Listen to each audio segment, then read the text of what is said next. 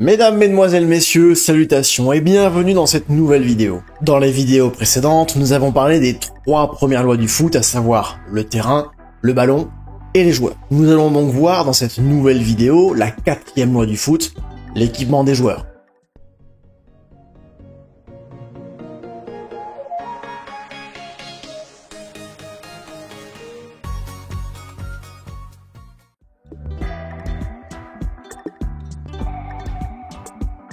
Tout d'abord, et même si c'est évident, un joueur ne doit pas utiliser d'équipement ou porter quoi que ce soit de dangereux. De fait, tout type de bijoux, collier, bagues, bracelets, boucles d'oreilles, etc.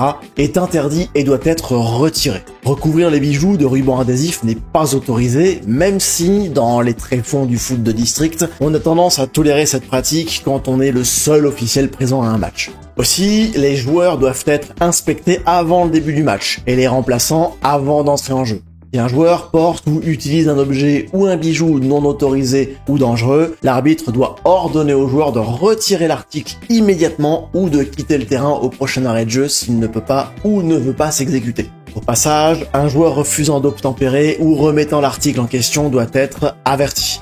L'équipement que tous les joueurs doivent porter est composé d'un maillot avec manches courtes ou longues, d'un short, des chaussettes, en sachant que tout ruban adhésif ou matériau appliqué ou porté à l'extérieur de la chaussette doit être de la même couleur que la partie de la chaussette sur laquelle il est appliqué ou qu'il couvre. Autrement dit, si un joueur veut mettre des tip-tops noirs sur une chaussette rouge, ce n'est pas possible.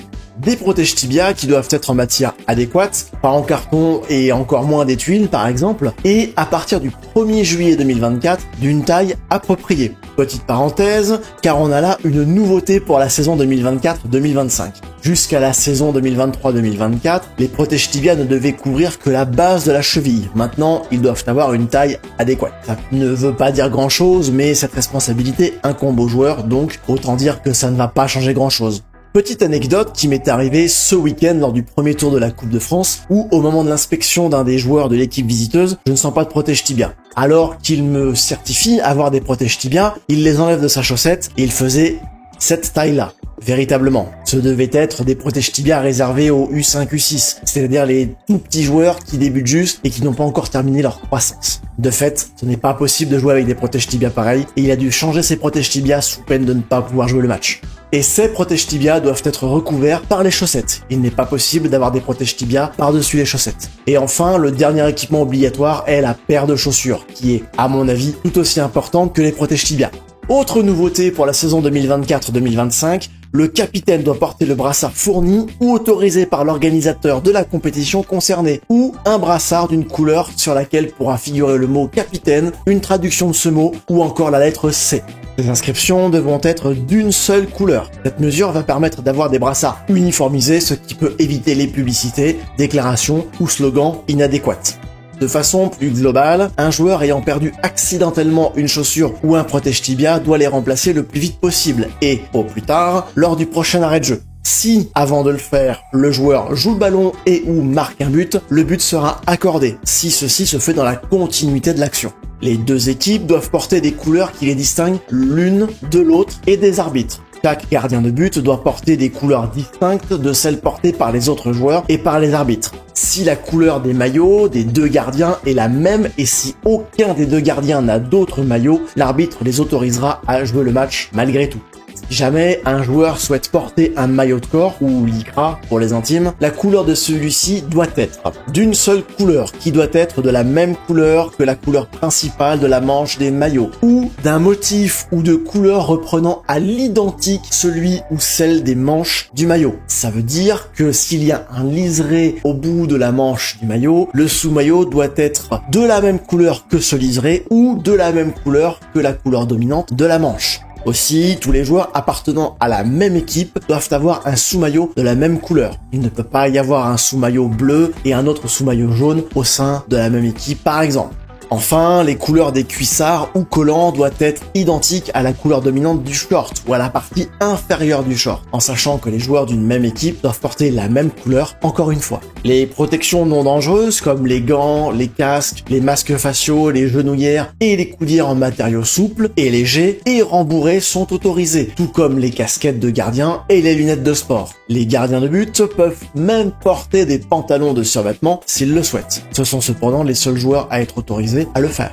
Lorsqu'un couvre-chef, à l'exception des casquettes de gardien, est porté, celui-ci doit être d'une couleur noire ou de la couleur dominante du maillot, à condition que les joueurs d'une même équipe portent un couvre-chef de la même couleur. Encore une fois, le couvre-chef doit être en accord avec l'apparence de l'équipement du joueur. Il ne doit pas être attaché au maillot, ne doit constituer de danger ni pour le joueur qui le porte, ni pour les autres, notamment le système de fermeture au niveau du cou.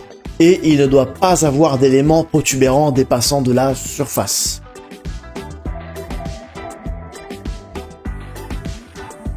L'équipement ne doit présenter aucun slogan, inscription ou image à caractère politique, religieux ou personnel. Les joueurs ne sont pas autorisés à exhiber de slogans, de messages ou d'images à caractère politique, religieux, personnel ou publicitaire sur leurs sous-vêtements autres que le logo du fabricant.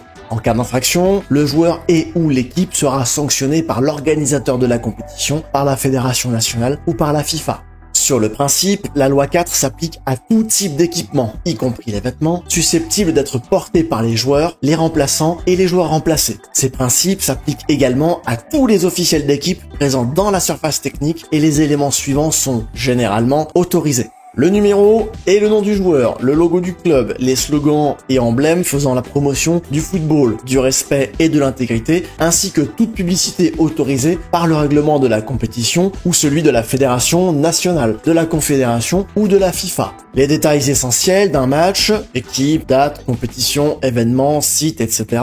Les slogans, déclarations ou images autorisées doivent, dans la mesure du possible, être limités à l'avant du maillot et ou à un brassard. Dans certains cas, le slogan, la déclaration ou l'image peut n'apparaître que sur le brassard du capitaine.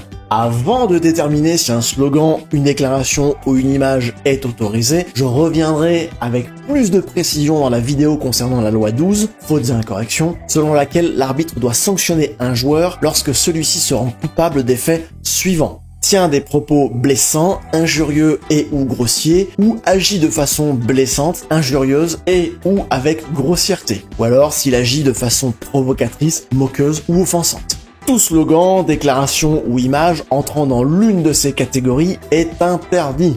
Alors que le caractère religieux ou personnel est relativement facile à définir, le caractère politique, lui, est plus ambigu. Quoi qu'il en soit, les slogans, déclarations ou images en lien avec ces éléments ne sont pas autorisés. Toute personne décédée ou en vie, à moins qu'elle ne fasse partie du nom officiel de la compétition, tout parti, organisation, groupe politique, local, régional, national ou international, tout gouvernement local, régional ou national et ses départements, bureaux ou fonctions, toute organisation à caractère discriminatoire, toute organisation dont les objectifs ou actions sont susceptibles d'offenser un grand nombre de personnes, tout acte ou événement politique spécifique. Lors de la commémoration d'un événement national ou international d'importance, les sensibilités de l'équipe adverse, y compris de ses supporters et du grand public, doivent être attentivement prises en considération. Le règlement d'une compétition peut contenir d'autres restrictions ou limitations, notamment en termes de taille, de nombre et d'emplacement des slogans, déclarations et images autorisées. Il est recommandé de résoudre tout litige découlant de slogans, déclarations ou images avant que le match ou la compétition n'ait lieu.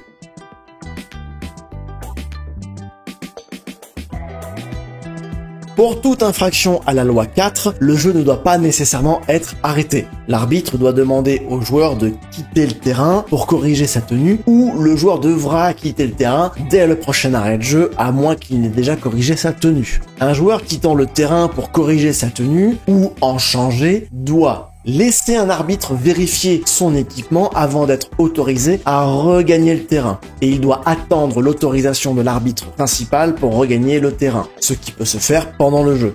Un joueur pénétrant sur le terrain sans autorisation doit être averti et si l'arbitre arrête le jeu pour donner l'avertissement, un coup franc indirect sera accordé à l'équipe adverse à l'endroit où se trouvait le ballon au moment d'interruption. À moins que le joueur n'interfère avec le déroulement du jeu, auquel cas un coup franc direct ou un penalty sera accordé à l'endroit de l'interférence. Souvenez-vous de la loi 3. Petit exemple, lors de France-Autriche, le premier match de l'Euro 2024 des Bleus, où Mbappé était sorti pour se faire soigner le nez. Or, il n'était pas autorisé à re-rentrer, mais lui a décidé de revenir sur la pelouse. L'arbitre a alors immédiatement arrêté le jeu, distribué un carton jaune à Mbappé pour être revenu sur le terrain sans son autorisation, et il a repris le jeu avec un coup franc indirect dans le rond central. Merci d'avoir regardé jusqu'au bout cette vidéo sur l'équipement des joueurs, j'espère que ça vous aura plu. Dans tous les cas, si vous avez des questions ou des remarques, n'hésitez pas à m'en faire part dans les commentaires, je me ferai un plaisir de vous lire. Les liens importants ainsi que mes vidéos précédentes se trouvent dans la description. Quant à la prochaine vidéo, elle sera un peu particulière. En effet, la prochaine fois nous allons aborder 2 lois d'un seul coup, à savoir la loi 5 sur les arbitres et la loi 6 sur les autres arbitres. À très bientôt. Ciao.